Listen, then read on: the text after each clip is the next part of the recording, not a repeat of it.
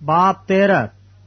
और समंदर की रेत पर जा खड़ा हुआ, और मैंने एक हैवान को समंदर में से निकलते हुए देखा। उसके 10 सींग और 7 सर थे, और उसके सींगों पर 10 ताज, और उसके सरों पर कुफ्र के नाम लिखे हुए थे। और जो हैवान में ने देखा उसकी शक्ल तेंदुए की सी थी, और पांव रीछ के से, और मुंह बबर का सा। और उस अजदहा ने अपनी कुदरत और अपना तख्त और बड़ा इख्तियार उसे दे दिया। और मैंने उसके सरों में से एक पर गिरिया जख्मकारी लगा हुआ देखा, मगर उसका जख्मकारी अच्छा हो गया, और सारी दुनिया ताज्जुब करती हुई उस हैवान के पीछे पीछे हो ली। और चूंकि उस अजदहा ने अपना इख्तियार उस हैवान को दे दिया था, इसलिए उन्होंने अजदहा की परस्तिश की और उस हैवान की भी, ये कहकर के परस्तिश की कि इस हैवान की मानिंद कौन है, कौन उससे लड़ सकता है। और बड़े बोल बोलने और कुफ्र बकने के लिए उसे एक मुंह दिया गया, और उसे 42 महीने तक काम करने का इख्तियार दिया गया।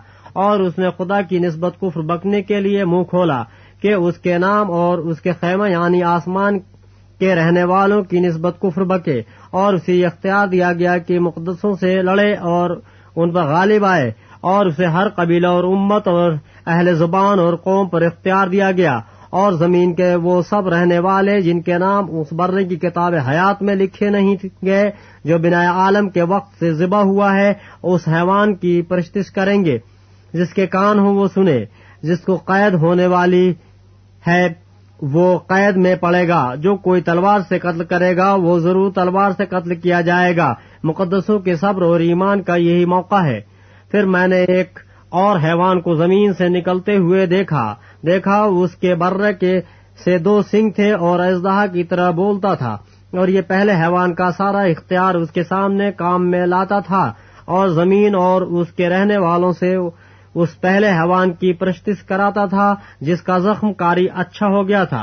और वो बड़े बड़े निशान दिखाता था, यहाँ तक कि आदमियों के सामने आसमान से जमीन पर आग नाजिल कर देता था।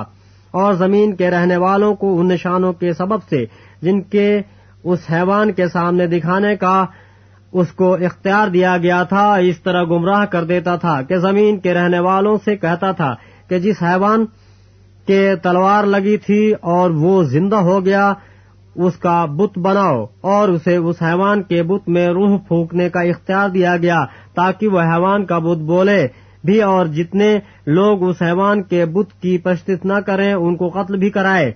और उसने सब छोटे बड़ों, दौलतमंदों और गरीबों, आजादों और गुलामों के दाहिने हाथ या उनके माथे पर एक छाप करा दिया, ताकि उसके सिवा जिस पर निशान यानी उस हैवान का नाम या उसके नाम का अदद हो और कोई खरीदो फरोख्त न कर सके।